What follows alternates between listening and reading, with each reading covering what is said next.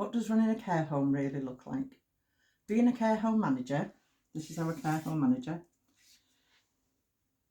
they're not just answerable to their employer. They are also answerable to CQC or Ofsted, the local authority, the contracts department, infection control,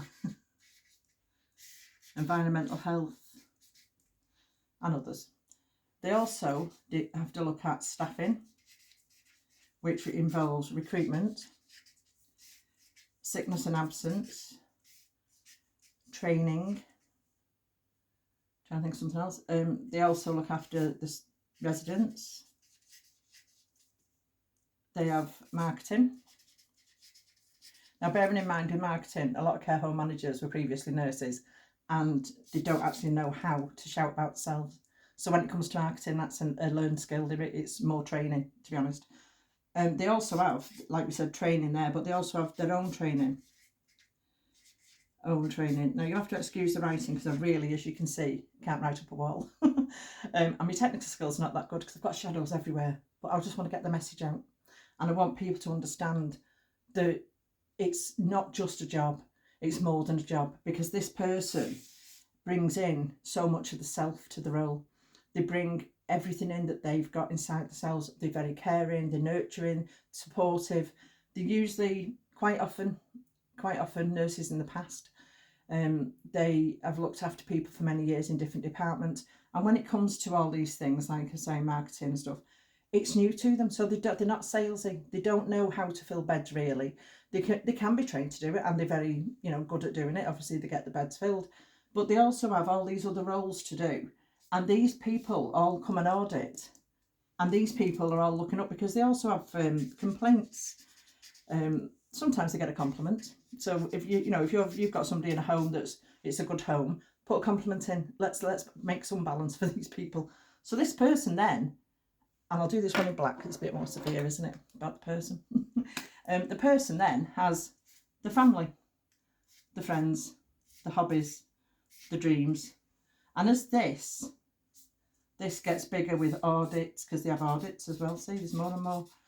As they get busy and they keep doing this, and staff sickness and absence and marketing and sales and the kitchen and everything else that's going on, this person starts becoming just a bit less than they should be, just a bit less than they could be. And in some cases, some very sad cases, they have breakdowns. Some managers have taken their own lives in the past.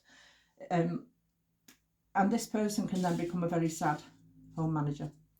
Now, if we have a manager that's supported, that is their well-beings first, they can then look after all of this because they feel well enough, because they feel supported.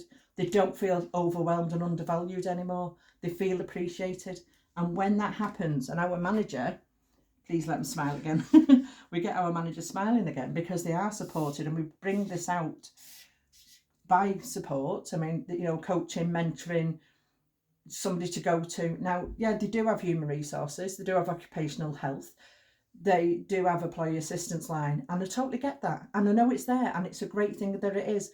But sometimes that can be too reactive and not proactive. And this manager right now in this day and age, because when they go home after dealing with this, when they go home, they're then dealing with the same as we're dealing with, the cost of living rises, possibly depression, nervous breakdowns, anxiety, divorce, death, domestic abuse, whatever it may be that they're dealing with it. And they're coming in like this with a smile on the face every day, with a mask on, basically, to care for the vulnerable people in society.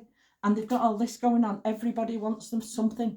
You know what I mean? I recommended the other week to a manager, go for a walk in your break time. And she said, I can't go out of the office in my break time because between my office and the door, I'll have 10 jobs, and on the way back I'll get 10 more, and that break isn't worth it to me. And I was like, oh my Lord, how can you say the break's not worth it? They're not getting a break. Do you know what I mean? And this is 24, by the way, 24 hours legal legal, can't even spell now. Responsibility.